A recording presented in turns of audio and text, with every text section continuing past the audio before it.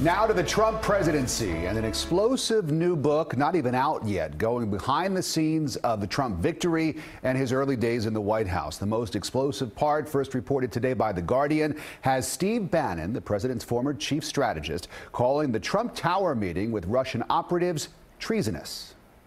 Steve Bannon was not yet part of the Trump campaign in June of 2016 when Donald Trump Jr. and two others took a meeting at Trump Tower with a Russian lawyer promising dirt on Hillary Clinton.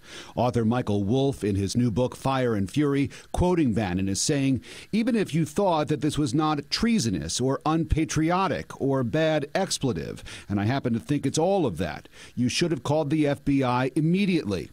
That meeting and other questions about possible cooperation between the Trump campaign and the Russians has cast a cloud over the entire presidency, resulting in numerous investigations, including one led by special counsel Robert Mueller.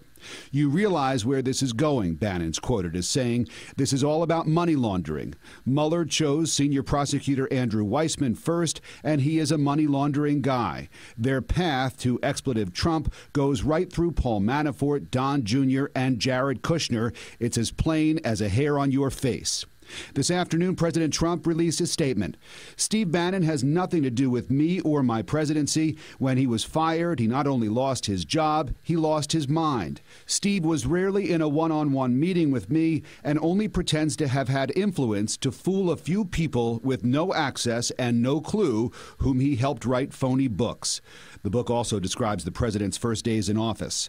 If he was not having his 6:30 dinner with Steve Bannon, Wolff writes, he was in bed by that time with a cheeseburger, watching his 3 TV screens and making phone calls. A former deputy chief of staff is quoted as saying, "The president didn't read, he didn't even really skim. Some believe that for all practical purposes he was no more than semi-literate.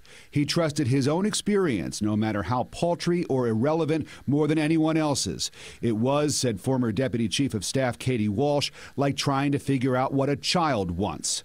Wolff writes that Trump only ran to be the most famous man in the world, and that when on election night it appeared he might actually win, he looked like he'd seen a ghost. White House Press Secretary Sarah Sanders was, of course, asked about Steve Bannon right out of the gate at today's White House briefing. She said that the president's statement stands for itself. She was also asked if Donald Trump Jr. committed treason. This was her response. I think that is a ridiculous accusation, and one that I'm pretty sure we've addressed many times from here before. And if that's in reference to comments made by Mr. Bannon, I'd refer you back to the ones that he made previously on 60 Minutes, where he called the collusion with Russia about this president a total farce. So I think I would look back at that. If anybody's been inconsistent, it's been him. Certainly hasn't been the president or this administration. Sanders also confirming the president is furious and disgusted with Bannon's comments. "I have reached out to Steve Bannon, who left the White House in August, but I have not yet heard back."